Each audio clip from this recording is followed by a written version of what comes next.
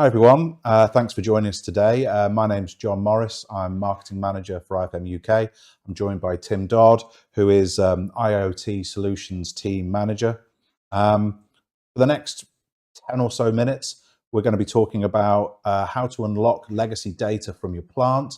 And just as a bit of housekeeping, any questions that you have while we're talking, feel free to drop them into the chat. We have a team of colleagues who are answering those questions, and in fact we'll stay on for 20 or so minutes after we've finished just to make sure we do answer all of those questions. But so to begin, Tim, can you start by telling us exactly what we mean by legacy data? Yeah, legacy data. So what we're really talking about is we're talking about traditional analog and digital signals that are in a machine on a plant at the moment. They're very key to the process, but they're probably going hardwired back to a PLC. They're not then easily available for a sort of central location for the business to start using that data for making decisions about improvements to machine health or whatever it might be. So that's what we're sort of calling our legacy data. Okay, and why can't they just take that data straight out of a PLC? So a machine will have lots of data going back to the PLC. And the PLC might be quite an old PLC. If you want to start getting data out of your PLC, invariably that means you have to start doing some additional coding within the PLC, which might mean for the OEM, it's dead easy, but for the manufacturer who owns a molding machine, it's a costly expense to change the code in the PLC to get the data out of it. Also, you don't necessarily need all of the information that's available back at the PLC to make a business decision about energy consumption, for instance. So what we're saying is that you only might want the two analogs, or you might want a switch point, or you might actually, in some cases, you might need to get some data which isn't available. You need to get like a piece count, which isn't currently available even in the PLC. So that's what we're saying. It's not necessarily the right way to go to take all the data back from the PLC, because a lot of it may not actually be any use to you for what you want to do with that data you're trying to collect. Okay, so why do businesses want to collect this type of data in the first place? Okay, the economic situation has changed. Energy prices have gone up. Raw materials have gone up.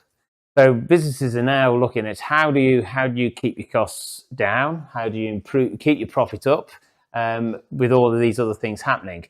So they're trying to now collect data. Probably from places they may not look to get data from before, so they can start making decisions based on fact rather than being on the expected performance of the machine or on hearsay or ancient knowledge, etc. It's all about the fact now, because sometimes the only small changes are required to make big differences to profit line, but it needs to be based on fact, because the return on investment has to be also pretty quick. We can't make a decision which is wrong and waste that money, because you need the return on investment quickly. And our existing customers that are already, using this data, what are they using the data for? Over the last sort of 2 or 3 years, it's quite interesting, and this is a worldwide thing we've seen, that there's the three things that customers are coming to us for. So they're coming for machine availability, they're coming for energy saving or energy monitoring, and process quality improvement. Those are the three main things, and that's globally across all our customer base. Explain a little bit more what we're meaning by that. So machine availability, we're talking about knowing when we need to maintain a machine. So we're not getting any unexpected outages. We can plan for it, therefore we're not having lost production time. We can swap our production schedules around to cope with it. Energy, quite an obvious one. Compressed air, primarily, it's probably the biggest energy cost to any factory if they're using compressed air. So they want to know, are we wasting compressed air? If the machine's off, are we still using compressed air because we've got leaks? Do we need to put a new compressor in because that compressor needs to be variable speed, or do we need a second compressor, or can we actually get rid of the compressor if we solve all the problems with the leaks? And combined with that is energy usage. So again, is the machine being switched off at the end of a shift? If we don't work at weekends, can we turn the machine off and therefore save energy? And then the final one, the process quality side of things, slightly more tricky. Here we could be looking at learning about how our machine is working at the moment, and maybe making small adjustments. Maybe on a mold tool, we turn down by 0.5 degree the coolant temperature of the mold tool, because that saves us energy because we don't have to heat the water up so much or cool the water down so much. But we might have to put the temperature up a bit because it's now too cold and we're actually making more damaged products, so our reject rate goes up. So these are little fine tunings, but to do this you need data, and that's why they're coming to us and saying, I need to get data from these machines for these 3 reasons. And why aren't all businesses collecting this data currently? So I think as a business you want to collect this data, but it's not simply a case of, we've talked about legacy data, so this legacy data is invariably in machines that say 10, 15, 20 years old.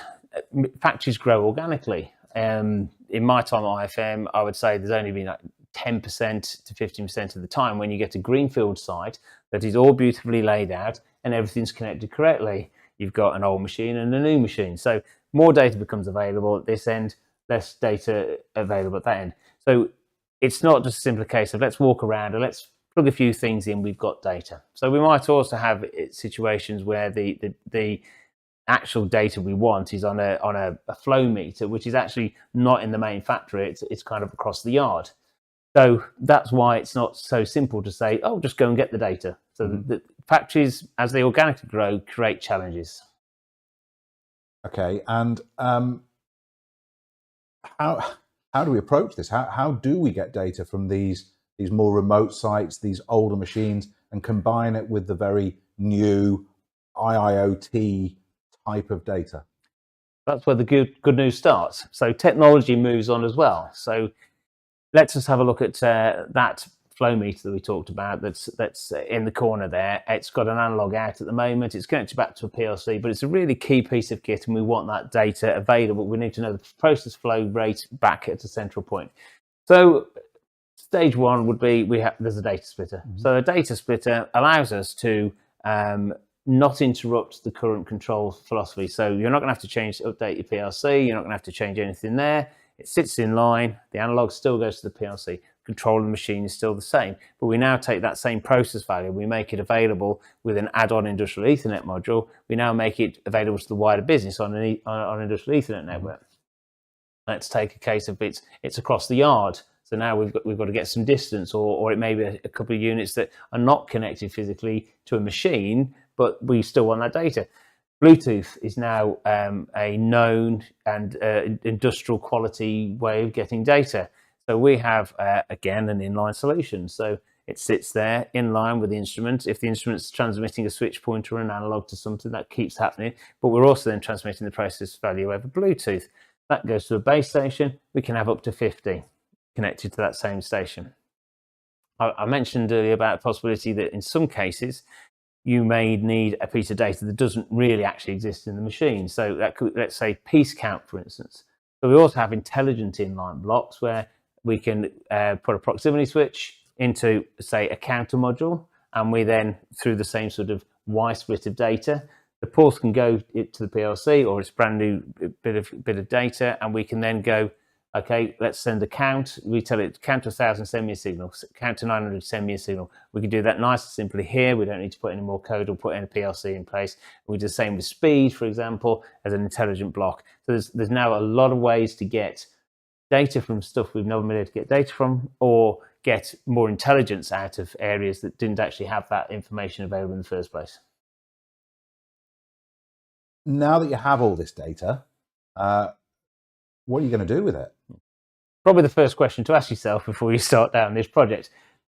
You've got to make that data centrally available, and you've got to make it easily accessible to the user and to the business.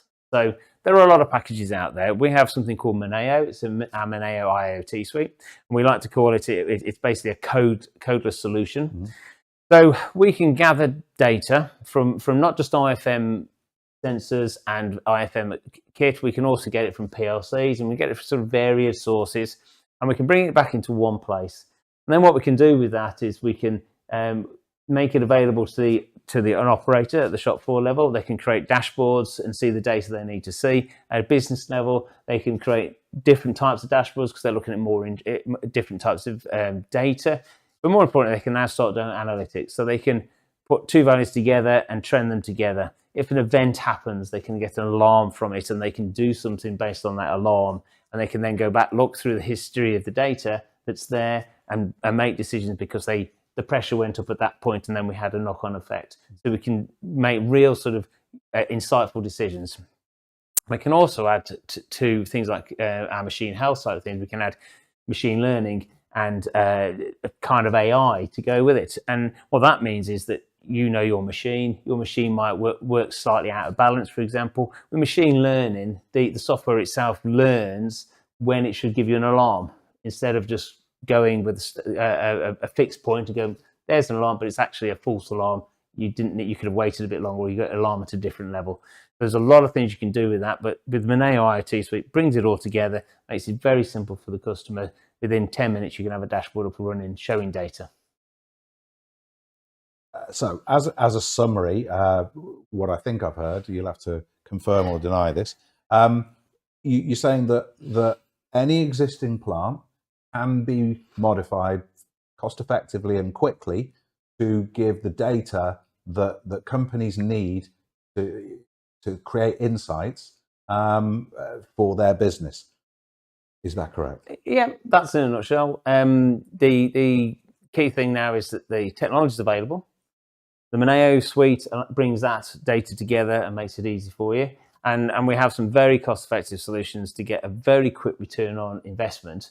And we will always sit down with the customer and say, what are you trying to achieve? What data do you need to achieve that? And then work back right down to machine level to get that data. But the solutions are out there now, so we're in a better position to help you. Thanks very much for your insights, Tim. For everyone watching, thanks very much for doing so. Don't forget, you can continue to ask questions in the chat for the next 20 or so minutes. We'll get back to you as soon as possible. Also, there is a link below to download a presentation about everything that we're talking about today. But as I say, thanks very much for joining us. We hope you enjoyed this, and we'll see you again soon.